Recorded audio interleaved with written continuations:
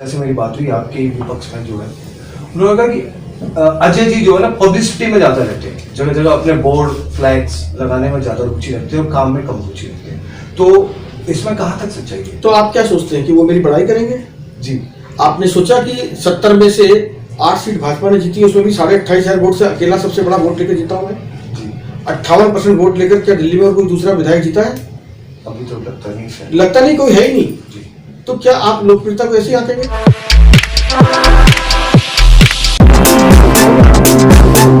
For information on the news around you, keep watching Face Talk YouTube channel, subscribe to the latest news and press the bell icon. नई face वार्ता कैमरे हमारे विचार आपके हिंदी समाचार पत्र न्यूज नेटवर्क। दर्शकों, आज हमारे साथ है अजय जी और आज खास मेहमान, खास शख्सियत हमारे साथ है। आइए आपका परिचय कराता हूँ पहले आज के खास मेहमान। सर नमस्कार। सर, क्योंकि आपने अपना जीवन लगभग राजनीति में ही बिताया और शुरुआत भी बीजेपी से ही शायद आपकी हुई है, अगर आप थोड़ा सा परिचय बता दें तो बड़ी मेहरबानी होगी सर। मैं अजय महावर विधायक, गोंडा विधानसभा, चीफ व्हिप अपोजिशन दिल्ली विधानसभा। बाल्यकाल से ही मैं भाजपा से जुड़ा हूँ।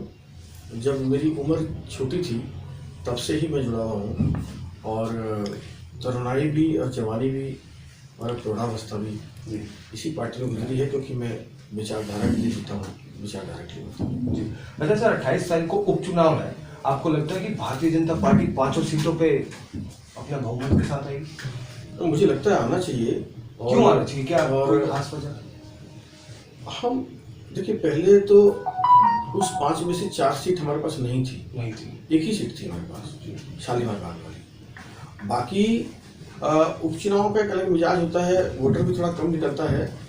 हमने काम किया है और हम ये बताना चाहते हैं, डिस्क्रिमिनेशन ऑफ पॉलिटिक्स जिस प्रकार से हुई है पिछले सालों में, वैसा कभी नहीं हुआ। विपक्ष में रहते हुए भी मैं शीला जी की प्रशंसा करना चाहता हूँ कि शीला जी ने कभी इस प्रकार का शौचालय व्यवहार नहीं किया।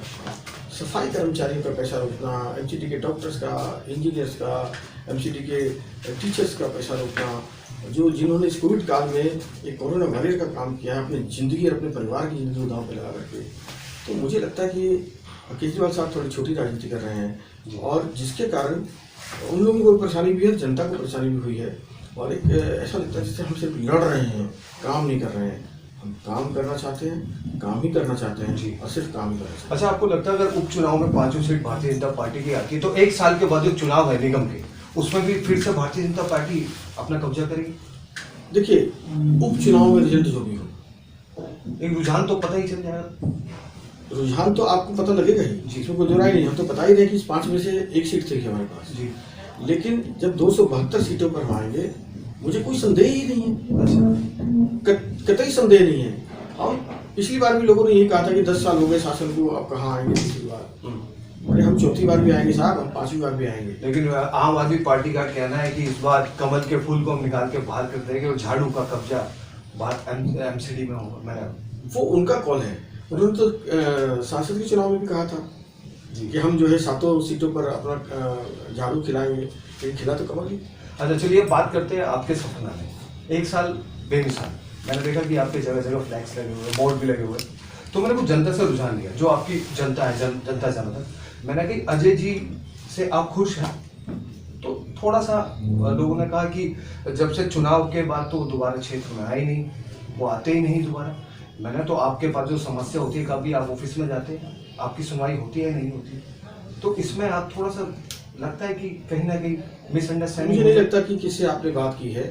नहीं, आपको 70 विधानसभा, मैं कह रहा हूँ, कन्विंसिंग कह रहा हूँ ना जी। 70 विधायकों में से इंक्लूडिंग चीफ मिनिस्टर जी, मुझसे ज्यादा क्षेत्र में कोई रहा ही नहीं। अच्छा, आप चुनाव जीतने के बाद दोबारा गए सर वहाँ क्षेत्र में? कोई क्षेत्र ऐसा नहीं छूटा हुआ जहाँ मैं नहीं गया हूँ। दंगों में मैं 4 दिन सोया नहीं, सारी रात बाहर था। कोविड काल में मैं बैठा नहीं। अच्छा। आप जरा मेरे 1 साल के ट्वीट्स को देखिए तो सही, आपको काम का मिल जाएगा। लेखा जोखा देखिए तो सही जी। आप ये लेखा जोखा देखिए मेरा, ये लेखा जोखा में कौन दे सकता लेखा जोखा? क्या उन 62 विधायकों ने लेखा जोखा दिया है अपना? लेखा जोखा अजय महावर ने दिया है। हिम्मत वही करता है जिसने कुछ किया। अच्छा, आप बात कर रहे थे भी गोंडा में जो दंगे हुए थे, वहाँ आप ही के पार्टी के एक दिग्गज नेता का नाम थोड़ा सा भड़काऊ भाषण में उजागर हुआ था, आप शायद समझ रहे हैं? नहीं, देखिए मेरी बात, मैंने विधानसभा में भी कहा था, ये बहुत कैजुअल तरीके से कहने वाली बात है जी, जिंदगियां रोकने का काम किसने किया, सड़कें रोकने का काम झूठ किसने फैलाया, ये सीए एनआरसी पर झूठ किसने बोला। आप जाफराबाद जाम कर दोगे, मेट्रो स्टेशन जाम कर दोगे, 66 नंबर रोड ब्लॉक कर दोगे, नेहरू इलाई ब्लॉक कर दोगे, चांदबाग वजीराबाद ब्लॉक कर दोगे, आप मुस्तफाबाद ब्लॉक कर दोगे। तो आप तो जिंदगियां रोकने का काम कर रहे हैं साहब। आप करदमपुरी भी रोक रहे हो, तो आप लोगों को रोक करके क्या करना चाहते हो? बवाल। और बवाल किया, सबको पता है। पुलिस की रिपोर्ट आ चुकी है, 6-7 हजार पन्नों की, कोई छोटी मोटी रिपोर्ट नहीं लोगों है। की जान भी गई। ठीक है जी, लोगों की जिंदगी गई है, 53-54 लोगों की जिंदगी क्या और एक वापस आम आएगी? आदमी पार्टी के विधायक अभी भी जेल में है, वो उनके भाई और वो दोनों जेल में हैं। ताहिर साहब जेल में हैं, और जो बाकी भी फारूक फैजल वगैरह सब अभी उनके जेल भाई। जेल में ही हैं। जी। लेकिन मेरा कहने का भाव यह है, दंगा किसी चीज की समाधान नहीं हो सकता। आप विरोध करिए, लोकतांत्रिक मूल्यों पर कीजिए, आपको लोकशाही पे पूरा अधिकार है। आप खुल करके सरकार के खिलाफ भी बिगुल बचाइए, कोई रोक नहीं रहा आपको। लेकिन लोगों की जिंदगियों से मत खेलिए, आग मत लगाइए। षड्यंत्र सामने हैं और गुनहगार अंदर होंगे, लेकिन जो जिंदगियां हैं वो वापस नहीं आएंगी। चलिए एक आखिरी प्रश्न, क्योंकि आपके पास समय मूल्यवान होता है, अभी आपने जो समय दिया उसका फेस वार्ता की टीम आपके लिए तहे दिल से आभार प्रकट करती है। सर मैं नाम नहीं लूँगा, आम आदमी पार्टी के अच्छे नेता से मेरी बात हुई, आपके विपक्ष में जो है, उन्होंने कहा कि अजय जी जो है ना पब्लिसिटी में ज़्यादा रहते हैं, जगह जगह अपने बोर्ड फ्लैग्स लगाने में ज़्यादा रुचि रखते हैं और काम में कम रुचि रखते हैं। तो इसमें कहाँ तक सच्चाई है? तो आप क्या सोचते हैं कि वो मेरी बड़ाई करेंगे? जी, आपने सोचा कि 70 में से 8 सीट भाजपा ने जीती, उसमें भी 28,500 वोट से अकेला सबसे बड़ा वोट लेकर जीता हूं मैं। जी, 58% वोट लेकर क्या दिल्ली में और कोई दूसरा विधायक जीता है? अभी तो लगता नहीं है। लगता नहीं, कोई है ही नहीं। जी, तो क्या आप लोकप्रियता को ऐसे ही आंकेंगे? आप ग्राउंड पे आंकिए ना लोकप्रियता को। आप देखिए कि मैं 58% वोट लेकर आया हूँ, 58% वोट, 28,500 वोट से जीता हूँ। तो ये काम एक दिन का नहीं, मेरा काम तो 20 साल का है। और मैं तो ना बदला हूँ, पहले भी था वैसे भी हूँ। और मैं आपको दावे से कहता हूँ जी, इंक्लूडिंग सीएम, इंक्लूडिंग मेरे बीजेपी के भी सारे सम्मानित भाइयों के साथ, जितना फील्ड में मैं हूँ उतना कोई नहीं है। जी। चलिए सर, फेस वार्ता के माध्यम से क्या आज अपने भारतवासियों से कुछ कहना चाहेंगे? बस मैं ये कहता हूँ, सच को पहचानिए, आजादी का सही महत्व और मतलब समझिए। देश से बड़ा कुछ नहीं है।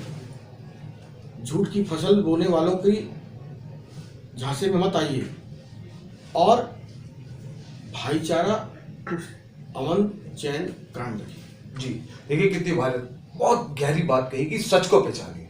अब ये जनता तय करेगी कि 28 तारीख को जो उपचुनाव होगा, क्या भारतीय जनता पार्टी 5 सीटों पर आती है, और ये फैसला हम जनता के ऊपर छोड़ते हैं। लेकिन जाते जाते सिर्फ एक ही बात कहूंगा, जैसे कि अजय जी ने कहा कि सच को पहचानिए, झूठ की फसल ना बोए इसमें, क्योंकि देश कमजोर होगा। और अगर आप चाहते हैं देश कमजोर होगा, तो फसल जो झूठ की बोते हैं आप उनका साथ दीजिए, जो सच का साथ देते हैं उनका साथ दीजिए। जनता का फैसला।